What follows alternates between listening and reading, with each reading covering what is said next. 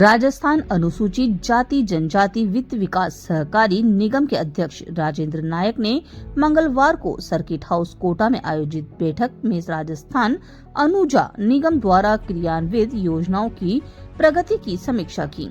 नायक ने कहा, प्रधानमंत्री अनुसूचित जाति अभ्युदय योजना के तहत लाभार्थियों को ऑटो रिक्शा, ई रिक्शा, व्यक्तिगत पंप सेट, उन्नत नस्ल की गाय भैंस खरीदने पर ऋण दिया जाता है।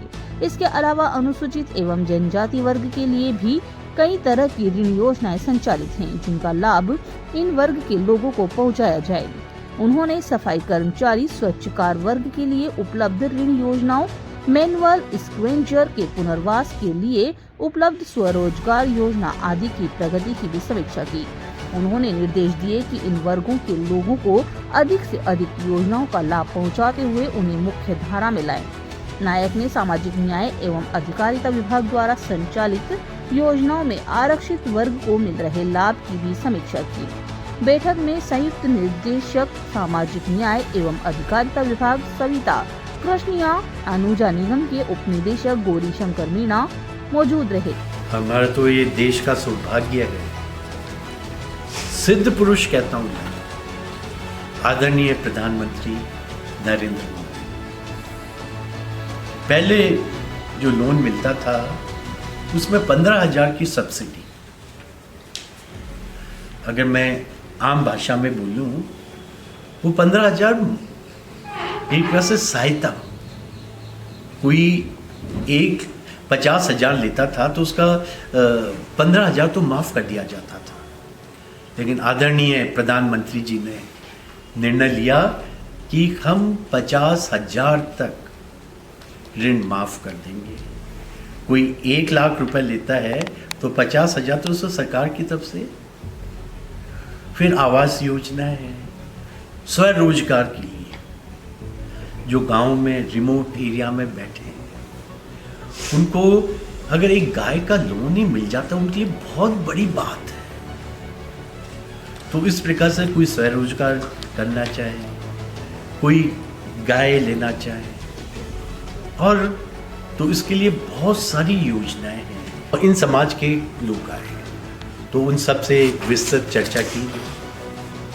तो इसके बाद में फिर आज मैं, जो मेरे पास में इस आयोग का भी जिम्मेदारी है, तो मेरे एससी समाज के बंधुओं से मैं मिला हूँ और मुझे पता भी था कई चीज़ें। तो इसके लिए क्या है कि शासन तो पूरा तैयार है। राजस्थान में 1,10,00,000 एससी के लोग रहते हैं, तो प्रशासन को भी उसी ढंग से चुस्त तंदुरुस्त करने के लिए आज सुबह मैंने हमारे कलेक्टर महोदय से, हमारे संभागीय आयुक्त से, एसपी से और आईजी साहब से इस मामले में डिटेल से बात की है।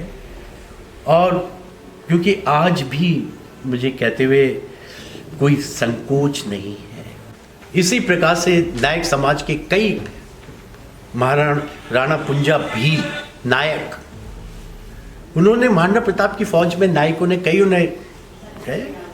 विदेशी आक्रांताओं के विरुद्ध, इसी प्रकार से स्वतंत्रता संग्राम में भी गोविंद गुरु और कई भीमा नायक, ऐसे अनगिनत लोगों ने 1857 की जो स्वतंत्रता संग्राम, जिसको उन्होंने अंग्रेजों ने कहा विरोध, विद्रोह, आजादी लेना कोई विद्रोह है, ये सबका जन्म सिद्ध अधिकार है। तो उनके विरुद्ध लड़े। तो ये आदिवासियों का कंट्रीब्यूशन था राष्ट्र की भक्ति का, राष्ट्र की एकता का और राष्ट्र के स्वाभिमान का। तो अंग्रेजों से लड़े।